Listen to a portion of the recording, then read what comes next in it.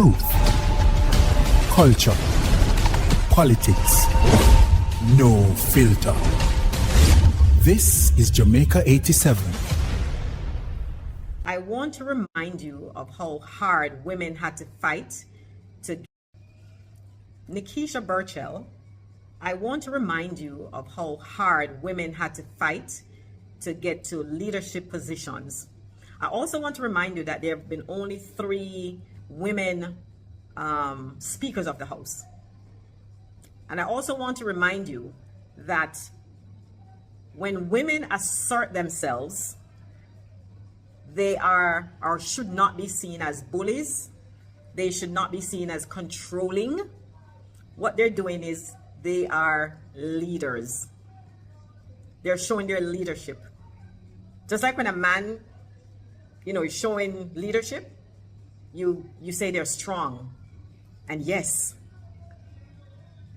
he's asserting themselves. But somehow when a female does it, or when the party that's in power with the woman as a speaker does it, somehow she's seen as something else. And you went below the belt. You were nasty by stating that she's controlling our household. That was a nasty statement.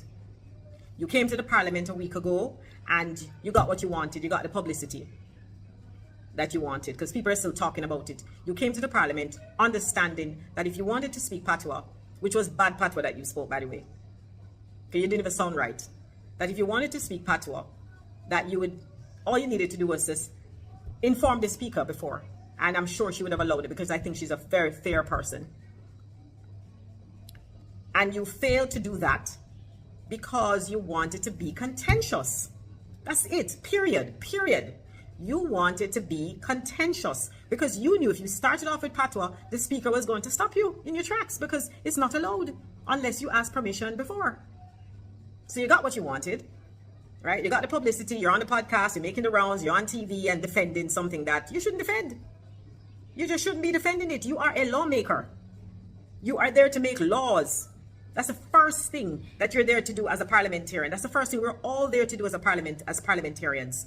And so if we're there to make laws for the good of this land, then you as a parliamentarian should be abiding by the standing orders.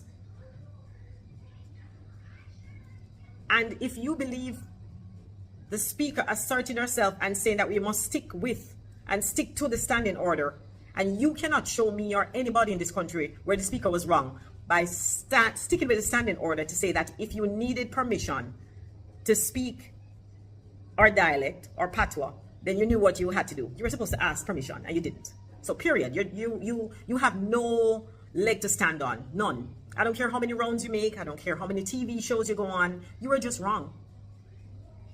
And all the speaker is trying to do is to uphold the rules and the laws of the parliament by sticking with the standing order, and you do not want to do that. And so you decided you're going to cast her as this horrible person, as this bad person, as this controlling person, and that she's controlling her household.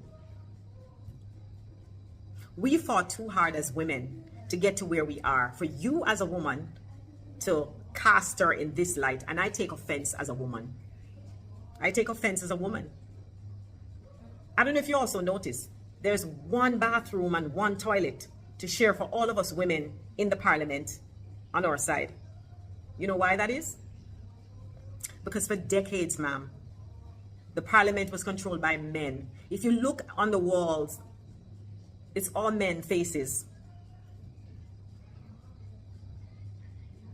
And we have fought to get that quota, that 40% in the parliament. And here you are. Here you are. Here you come, puffing up yourself. Here you are.